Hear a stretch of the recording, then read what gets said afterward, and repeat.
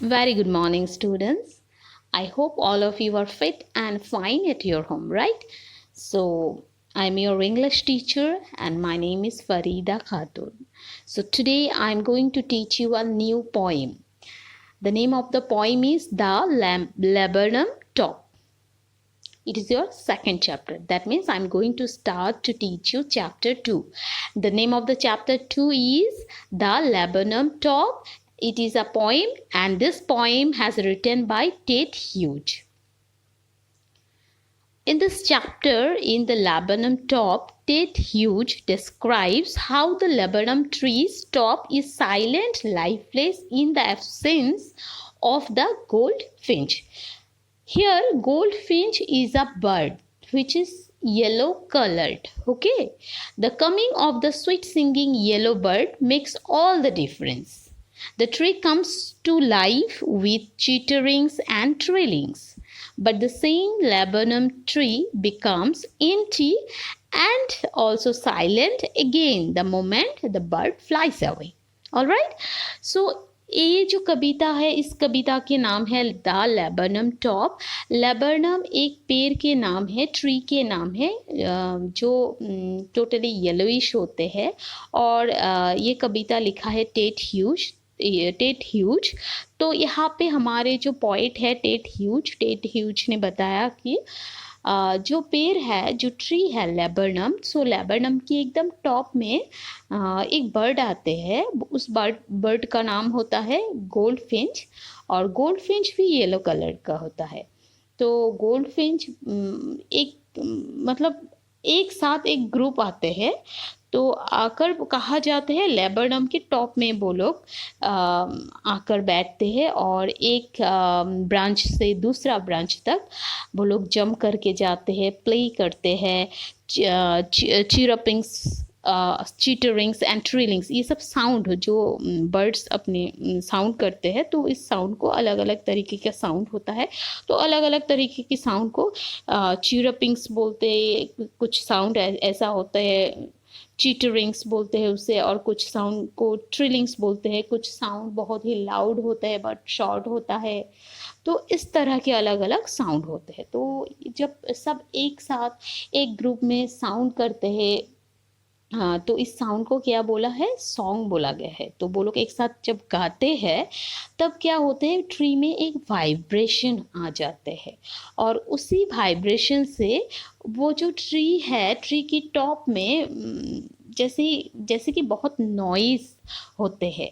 और कुछ ही समय बाद ये जो गोल्डफिंच बर्ड है वो मतलब एक ब्रांच से दूसरा ब्रांच से आसमान तक उड़ान लेते हैं.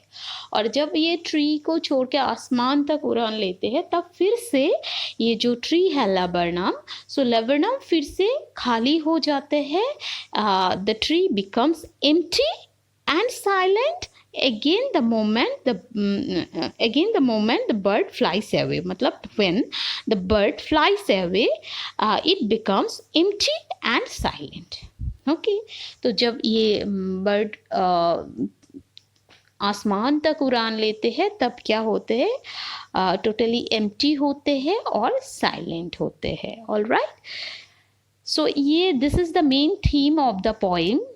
So with the help of this introductory, I am telling you, that means I already told you the theme of this particular poem. Okay, so now again I am going to teach you the main points which carries the central ideas and important themes of the poem. All right, so the laburnum top is silent and empty. Firstly, the laburnum top is totally silent and empty in the very beginning when the poem, that means in the very beginning when the poem starts. So this poem starts with still and silent. Okay, that means silent and emptiness. So that is why I told you the laburnum top is silent. Firstly, the laburnum top is silent and empty, and its leaves are turning yellow and all the seeds have fallen. Then comes the goldfinch. That means goldfinch means what? Goldfinch, one type of bird, yellow colored bird, and with its arrival all kinds of sounds and activities start on the tree. The yellow singing bird comes suddenly and abruptly. It explodes into all kinds of chitterings and trillings. I told you chitterings and trillings means one kind of sound, okay, bird sound. The laburnum tree comes to life when this goldfinch comes suddenly and abruptly to the branch of the tree. At the moment the laburnum tree comes to life and excitement, the bird hides itself among leaves and flirts from one branch to the other. Finally it flies away in the sky. The bird takes away all sweet sounds and trills with it. The laburnum tree is empty and silent again. Okay, तो क्या होता है कि सबसे beginning में जब ये poem start होता है जिस लाइन से, वो लाइन हमें ये सूचना देते हैं कि यहाँ पे जो पेड़ है, जो लेबरनम है, सो लेबरनम और लेबरनम की जो टॉप है, so all are that means ये साइलेंट होते हैं. The laburnum top is silent and empty. ठीक है, सब पूरा साइलेंट रहते हैं और खाली रहते हैं. एंड लेबरनम की जो लीव्स है, सितंबर में जब सूरज के किरण आते हैं, सितंबर के मंथ में ये ग्रीन से क्या होने लगता है, येलो होने लगता है. Laburnum leaves are turning yellow and all the seeds have fallen. सारा जो सीड्स है वो नीचे गिर जाते हैं. तभी क्या होते हैं, ये पेड़ जो होता है उस टाइम में पूरा मतलब पत्ता जो होता है, सीड्स जो होता है पूरा झड़ने लगता है. और उसी वक्त में then comes the goldfinch. Okay, and with its arrival, that means goldfinch जब भी आते हैं तब क्या होते हैं, वो ग्रुप के साथ आते हैं और वो इस पेड़ से उस पेड़ तक वो अपने धुन में गाना गाने लगते हैं. और इन सारे बर्ड्स के जो गाना होते हैं, उस गाने में उनकी जो नॉइस होते हैं, उनकी जो साउंड्स होते हैं, उस साउंड्स से क्या होते हैं, लेबरनम टॉप वाइब्रेट्स हो जाते हैं. तब ऐसा लगता है कि laburnum tree comes to life and excitement. और तब लगता है जैसे कि ये पेड़ जो है ये फुल ऑफ लाइफ है, क्योंकि एक जगह जो निर्जन होते हैं, खाली होते हैं, टोटली एम्प्टी होते हैं, उसमें हमें कुछ ऐसा फील आता है कि जो अगर हम सिम्बल्स की बात करें तो it symbols as that it is totally lifeless. और जब कोई जगह पे बहुत सारे लोग होते हैं और लोग हंसते हुए रहते हैं, खेलते हुए रहते हैं, बच्चे होते हैं, बूढ़े होते हैं, सारे लोग होते हैं, तब क्या फील होता है कि ये जगह पूरा फुल ऑफ लाइफ है कि नहीं. So as like as that the laburnum tree comes to life and excitement only when the goldfinch comes to the tree. Okay, and the bird hides itself among leaves. वो पत्तों के पीछे, आगे पीछे वो खुद को छुपा लेते हैं, खेलते हैं. तो और वो it flights from one branch to the other. So ऐसे करते करते मतलब जब वो खेलने लगते हैं तब ट्री में जैसे कि लाइफ आ गए, वाइब्रेशन जैसे एक महसूस होता है. फिर एक अल्टीमेट एक टाइम आता है, फिर वो सारे बर्ड्स कहाँ उड़ जाते हैं, आसमान में उड़ जाते हैं, और तब फिर से वो ट्री लाइफलेस हो जाते हैं, फिर से वो ट्री एम्प्टी हो जाते हैं और साइलेंट हो जाते हैं. Alright, so here in this poem, firstly the laburnum top is totally silent. So without the sweet singing yellow bird goldfinch, the laburnum tree is all silent. It is still and motionless. Still and motionless का मतलब होता है एक गति में रहते हैं, वो गति नहीं करते हैं. ठीक है, मोशनलेस, मोशन मतलब गति करना, एंड मोशनलेस का मतलब होता है उसका ऑपोजिट, दैट मीन्स जो गति नहीं करते हैं. So it is still and motionless, and in the month of September sunlight, a few of its leaves are turning yellow, कुछ पत्ता जो है येलो हो जाते हैं और धीरे धीरे बाकी पत्ते येलोइश होने लगते हैं। कब? In the month of September, okay.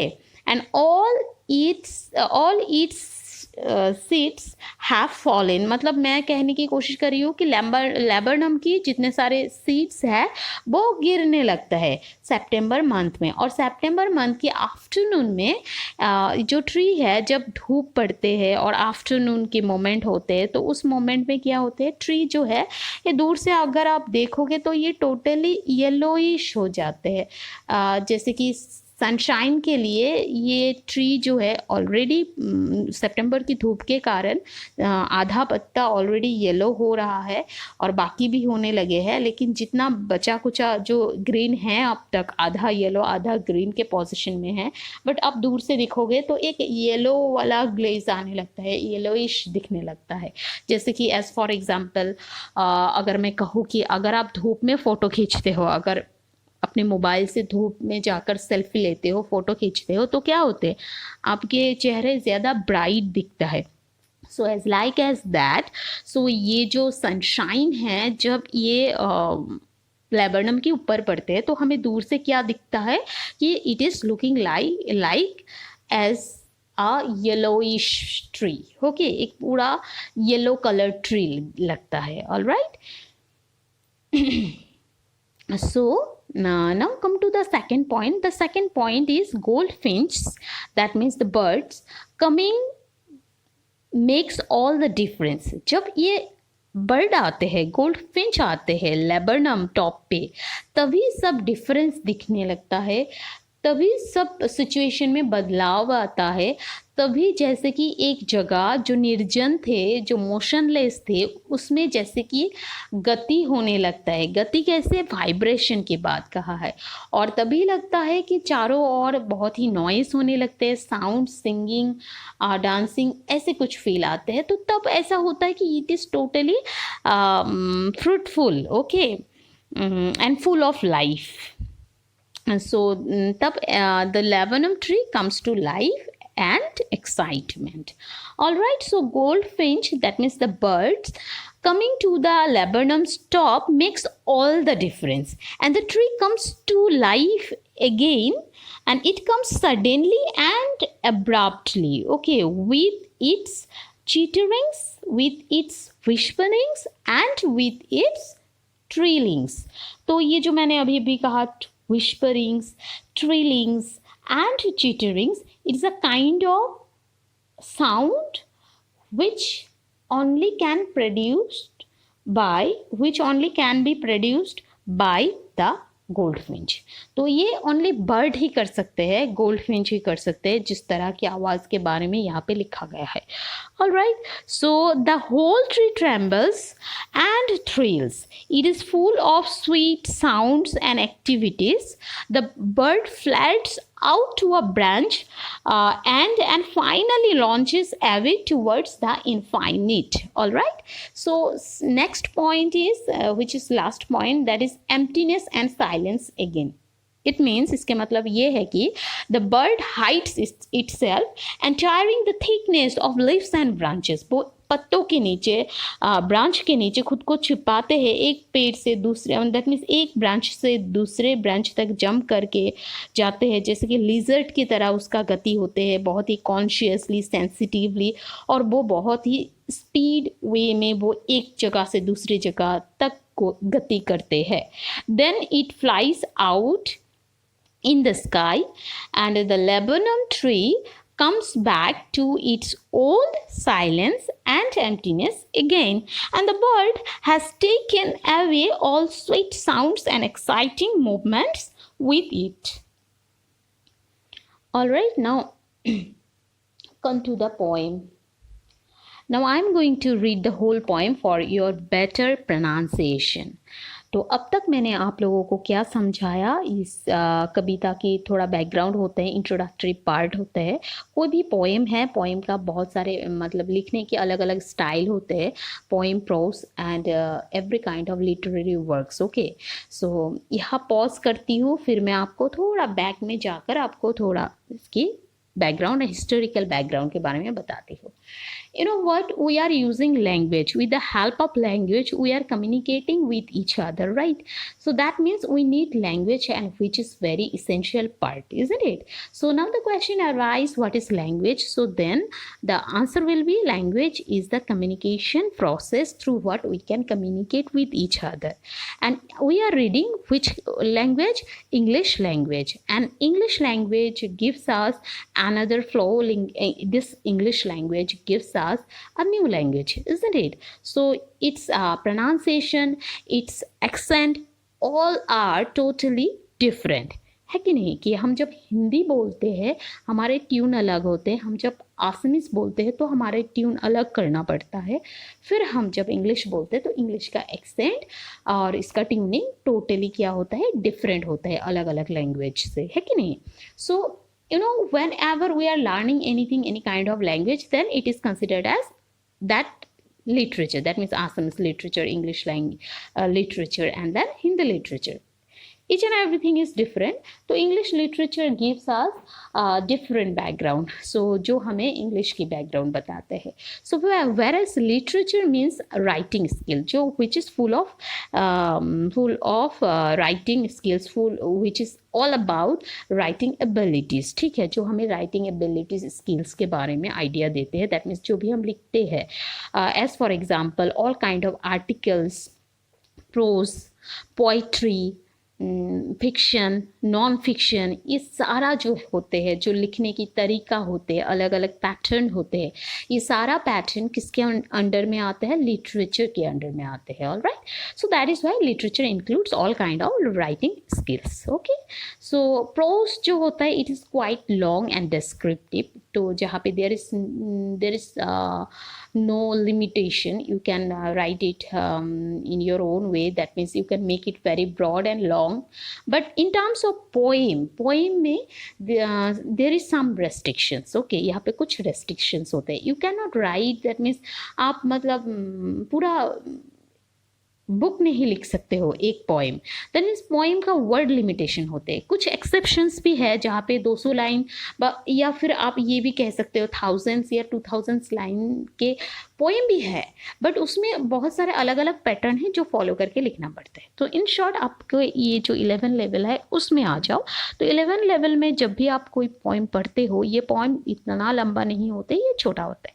तो firstly I would like to tell you that poem which is totally based on verse, जो वर्स फॉलो करता है, राइमिंग होता है. जैसे कि म्यूज़िक के लिरिक्स में राइमिंग होता है कि नहीं? फ्लो होता है. तो आपने स्कूल में पढ़ा होगा, मैट्रिकुलेशन में आपका फिगर ऑफ स्पीच है, रेटोरिकल प्रोसोडी है, जहाँ पे आपने जो ऑलिटरेशन या फिर राइमिंग स्कीम, इसके बारे में थोड़े बहुत